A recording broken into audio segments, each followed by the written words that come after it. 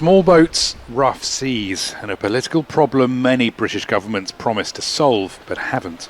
Now it's the UK's new Home Secretary Shabana Mahmood's turn to try, unveiling sweeping reforms to make the UK a less attractive destination for asylum seekers. To the British public who foot the bill, the system feels out of control and unfair.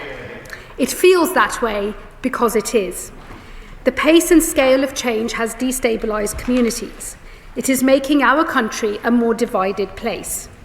At the moment, those granted refugee status can apply to live here permanently after 5 years.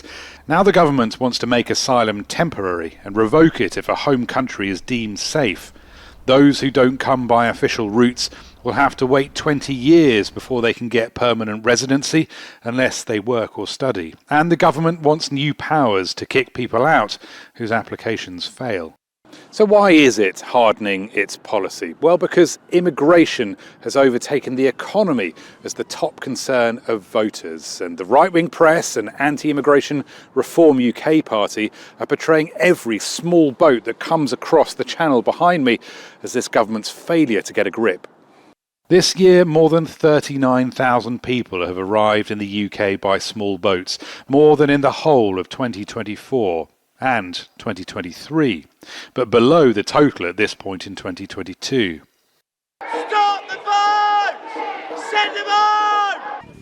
A summer of protests and riots outside hotels housing asylum seekers and new arrivals fed the impression of a system breaking down.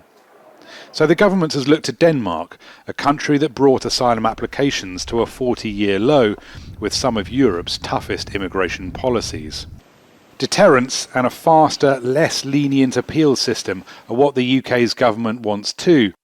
But a new report from the London School of Economics suggests that with a fairer, more humane asylum policy, each refugee could contribute $350,000 to the economy. People like Dr. Saad Maida, a refugee from Syria.